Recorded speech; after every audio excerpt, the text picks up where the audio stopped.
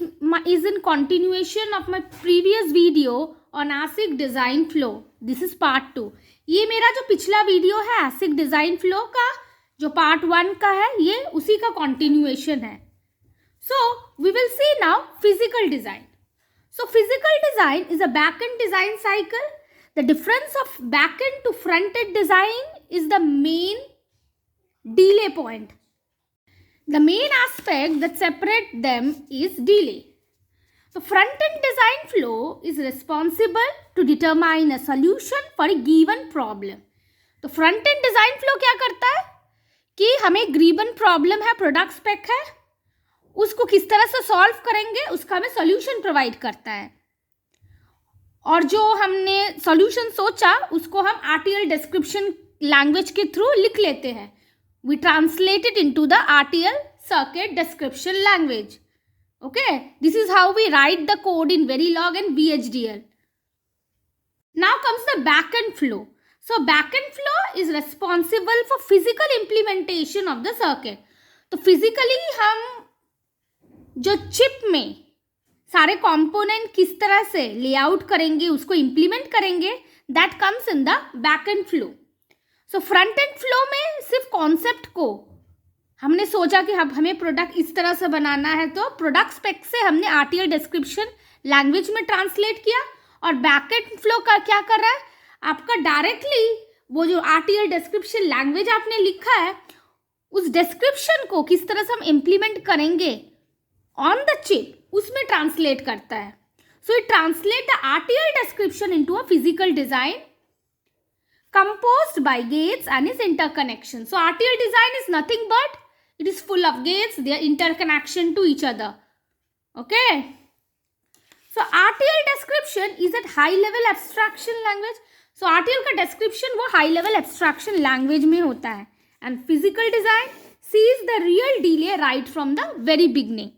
So that is the main difference. RTL is at very high level of abstraction, while backend design is actually very low level where we see the delay from the very beginning.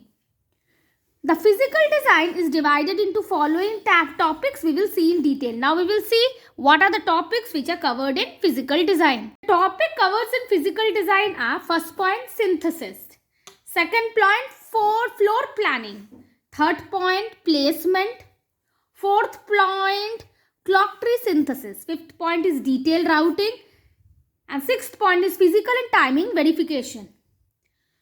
So we will see now all these points in detail. So let's start with synthesis. Synthesis process first reads what the synthesis process does. So what is the RTL code that is written in .v file or .sv file? The synthesis process read it. They read it along with the physical libraries of the standard cells. And where the physical libraries are available? They are available in .lib files. And the physical dimension and the metal layer information within the cell. For that the files are .lef files. So .lef files, what they provide? They provide the physical dimension and metal layer information. So synthesis process is first reading .v file or .sv file, then .lib file, and then comes the .lef files. And other constraint files to convert the behavioral or data flow code into real physical standard cell gates.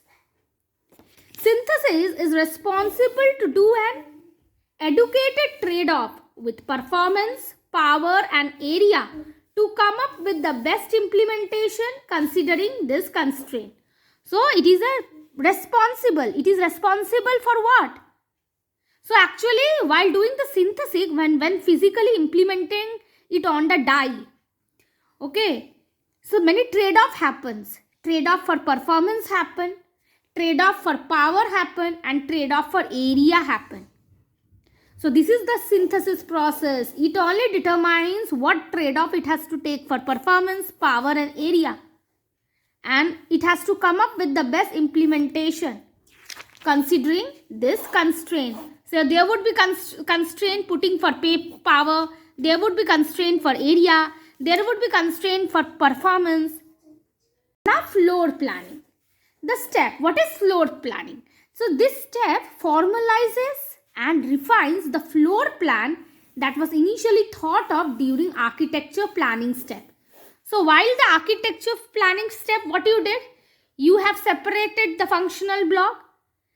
Now you have imagined that this is how I will put it on floor plan. This block would be put next to this block. This is the connection that would be made to that block.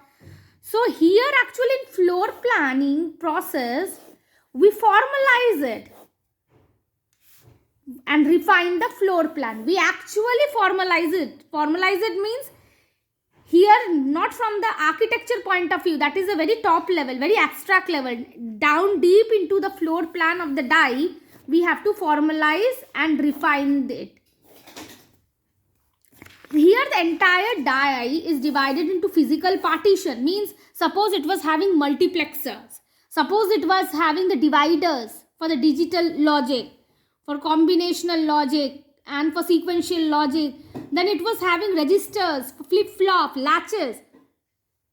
So here the die area is divided into physical partition and their shapes are modeled while keeping in mind the area requirement.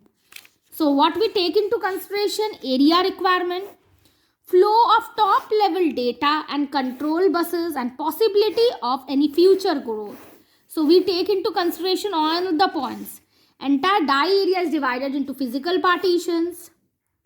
Then their shapes are molded while keeping in mind the area requirement, flow of top level data and control buses, possibility of future growth. Pins and ports are assigned a rough location.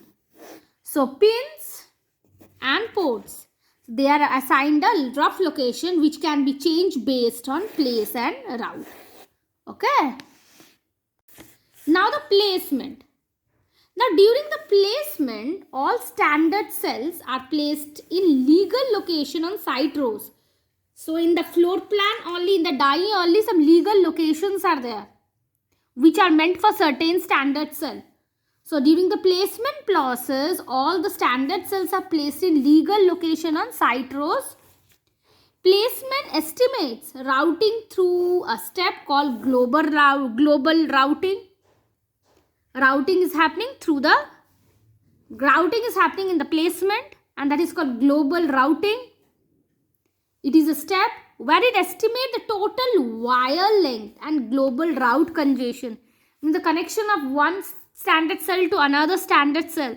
These are all made in the routing process. The net length, wire length, this is all determined in the placement process. And it should not get congested. Globally, how to route them. The clock routing is done. What is the total wire length? How we can minimize it. So these are all the steps for lowering dynamic power. Okay, dynamic power happens because of the switching activity. How we can lower it. For placement engine, take into account switching activity from, okay, for switching activity is also written in files and the files are SAIF file and BCD files. Detailed routing. With all instances placed and clocks routed, okay, all instances placed and clocks routed. Now what is it? It is the time to route the signal nets. Modern process supports up to 10 to 12 metal layer stack. The aim of detailed routing is to ensure minimum detours because this may have implication on timing and to ensure minimum DRC, design rule check, violations like open and shorts. This is what happens in detailed routing, where the aim is to minimize the detours because they may have implication on timing and to ensure minimum DRC check, violations like opens and short. This I will talk in very detail afterwards, the detailed routing. Okay, in my coming videos you will see that. Physical and timing verification. So while the logic verification ensures correct functionality, verification ensures correct layout. So two type of verification happen. One is the logic verification. Next one is the physical verification. which ensures correct layout. Now the physical verification checks are there. In order to have the physical verification, following checks are made. DRC, design rule checks. LVS, layout versus schematic. Electromigration, electrostatic discharge violations, ESD. Antenna violations, pattern match violations, shorts, opens, floating nets. So all the checks are done in parallel to place and route flow so that the amends can happen on time. So all these checks, when they are happening, they are happening along with the route and place flow. Okay, why it is being done? So that if there are some violations, they can be corrected on time rather than having the last minute surprises, which will make us to redesign the whole thing. Already we spoke about ASIC design, the whole process takes 6 months to 2 years. So parallel with design, parallel verifications are happening. So that at the end of the 2 year, the chips should be fully verified. Okay, if you like the video, please subscribe the channel. Please share with your friends. Bye-bye. Have a nice day.